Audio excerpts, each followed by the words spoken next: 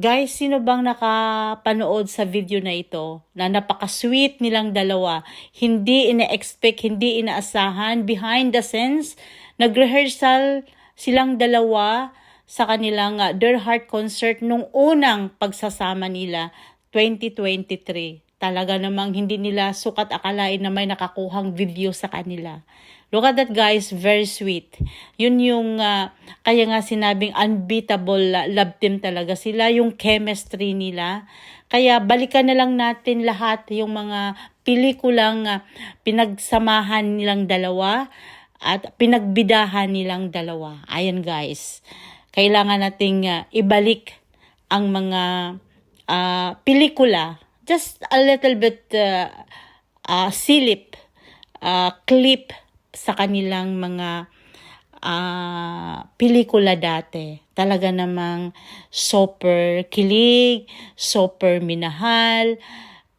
Basta ang mga bata, matanda, dalaga, binata, lahat ay nakilala sila. 1980s, 1990. At lahat tayo ay umasa na nung sila'y ikinasal at nung sila'y nagkaanak at hindi natin inaasahan na magkahiwalay sila dahil nga nakikita naman natin na mahal nila ang isa't isa. Siguro dahil nga sa lahat ng mga interview ni Gabby Concepcion, dahil nga siguro ay bata pa sila.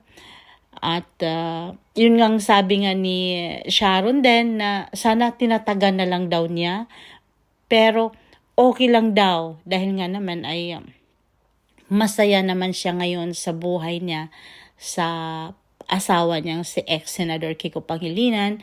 Ang atin lang ngayon is yung nakaraan. Balikan lang natin yung nakaraan dahil nga sila nga yung pinakasikat na love team at hindi natin ine-expect na muli silang magkasama sa proyekto, lalong-lalo na yung Their Heart concert tour nila. Nagkamabutihan ng kanilang puso. BFF na sila ngayon. Hindi ibig sabihin na mayroon silang relasyon. May relasyon sila bilang isang magkaibigan. Dahil nga masaya naman sila sa kanilang kanya-kanyang pamilya, lalong-lalo na kay Sharon at kay Gabby Concepcion din. Kaso nga lang, dahil nga sa mga fans, sa pagmamahal nila sa kanilang fans, dahil mula nun hanggang ngayon, kahit matanda na sila, we still love them so much. At handa nating suportahan ang kanilang mga proyekto na pagsasamahan. Dahil nga, mahal natin sila. Walang sino mang makaparit sa kanilang love team. Sila pa rin, Siagab pa rin ang nangunguna talaga sa Philippine showbiz, pelikula man. Talagang pag silang magkasama sa pelikula, Sharon and Gabby ay talagang pinapanood ng tao.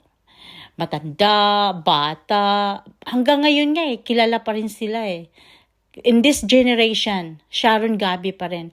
Kasi nga, naipasa na sa mga anak nila ang kanilang history. Tulad ng mga fans ni Sharon. Sinasabi sa kanilang mga anak na ganito, ganyan. Sino ba yan?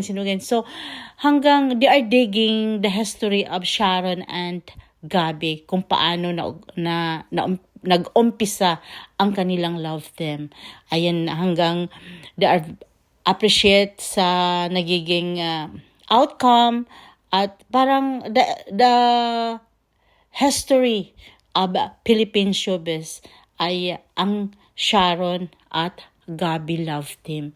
Hanggang ngayon, lalo na kasi may anak sila. Andyan si Casey Concepcion na nagpapatunay sa kanilang pagmamahalan.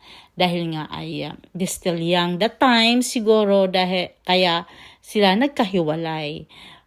Pero may kasabihan nga tayo, parang pinagtagpo lang sila ng panahon pero